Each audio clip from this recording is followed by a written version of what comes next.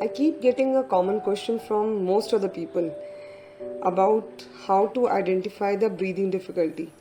काफ़ी सारे लोग कॉल करते हैं कि हाउ टू किस तरह से सांस में तकलीफ़ को कैसे पहचानें कि ये तकलीफ़ हो रही है और हमको आगे क्या करना है. So whatever I generally give or make a person understand on the call, I'm just explaining it here.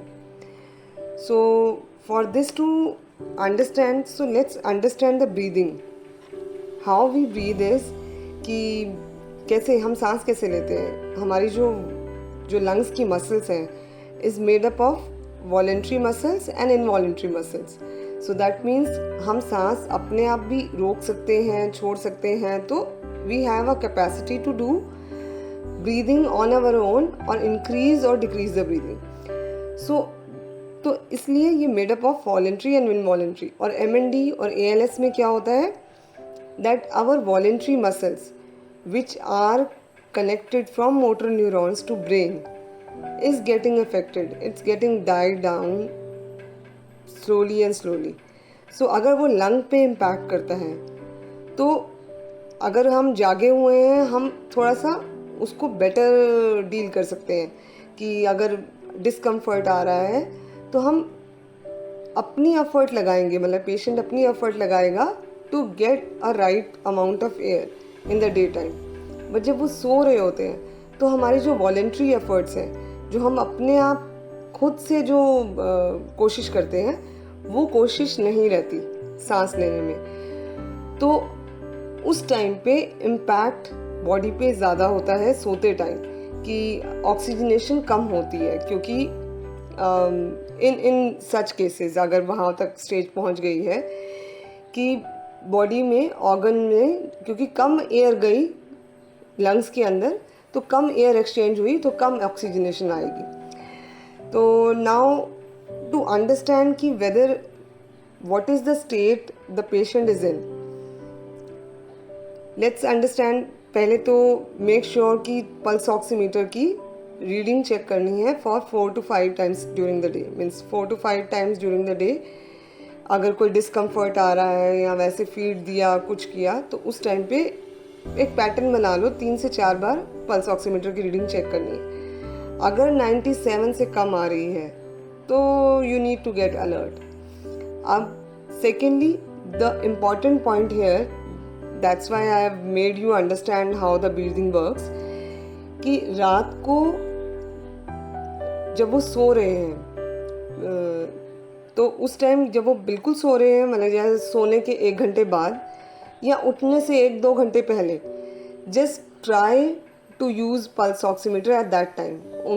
तो उसमें आपको आइडेंटिफाई हो जाएगा कि रात को अगर दिन में 97 से नीचे आ रही है तो पॉसिबिलिटी है कि रात को सोते time it would come around less than 90 or maybe 88, maybe 91, 92. So if that is the case, then there is a need to get alert and arrange the machines. Or there are other signals also like सोने में दिक्कत हो रही है. To lie down straight is difficult. Sometimes people say कि हाँ मेरे father या मेरे mother या brother, whosoever is the patient, is not able to lie down straight. उनको या तो 2-3 पिल्लो चाहिए या they prefer to sleep on chair. I have known so many cases who said to me when we were added, those people were added in the group, कि वो chair पे बैठे बैठे सो रहे हैं काफ़ी दिनों से. So that is a complete indication that he or she must need a breathing assistant device which is called BiPAP device, जो मास्क के थ्रू हम दे सकते हैं. It is not only oxygen but it is not oxygen but it is helping you to breathe properly. ठीक है. So in this case what we need to do, if any of these conditions are there with your patient currently, if you are observing, then you should arrange these machines which I am going to tell you now. So first and foremost important is BiPAP, and you should know that how to set this up for your patient, means for your loved ones. according to their age, according to their height and weight. Second is oxygen concentrator. Third is oxygen cylinder, which is a backup of oxygen concentrator in case the light goes off and you don't have an inverter backup properly. Then oxygen cylinder, it's better to keep an oxygen cylinder always at home. And M&D people, ALS people do not require a continuous oxygen supply, मतलब oxygen उनको नहीं देना होता. ये नहीं कि आपको oxygen कम लग रही है, आपने ऑक्सीजन दे दिया सिर्फ, तो उससे ये काम नहीं चलेगा. ये आपका सिर्फ टेम्पररी एक इमरजेंसी सिचुएशन को डील करने के लिए, टेम्पररी सोल्यूशन. आप 1-2 घंटे 6 घंटे ऐसे लगा सकते हो, बट इसके रेपरकशन काफ़ी उसके आफ्टर इफेक्ट्स होंगे अनलेस आपने उसमें बाईपैप नहीं लगाया. बाईपैप क्या इंश्योर करेगा कि जितनी लंग्स में एयर चाहिए, means whatever the lung wants to inflate, that amount of air will get into the lungs. तो अगर उसको एयर ही इतनी मिल जाएगी, उसको ऑक्सीजन की ज़रूरत ही नहीं है. The patient do not have the need for oxygen in these cases if you keep BiPAP, which is the right method to take care of this kind of condition. Then we talked about oxygen concentrator, and the backup of that would be oxygen cylinder. Fourth is suction machine, which will help you to do oral suction, and be aware of ki how suction machine works. So I would recommend ki you should have this at this stage also.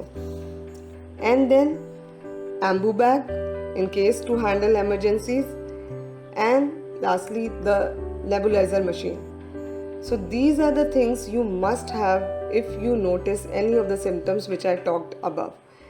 So check whether breathing difficulty is there, the pulse oximeter reading during awake is going below 97, during night is it going below, while sleeping going below 93, 94, maybe 95. Below 95 you should arrange the BiPAP.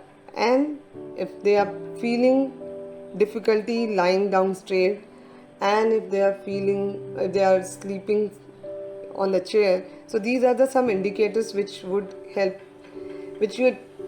make you alert कि ये सारी machines arrange करनी है at home. And this would avoid rushing to hospital in emergencies as much as, well, it will avoid rushing to a hospital as much as possible. Okay, thank you.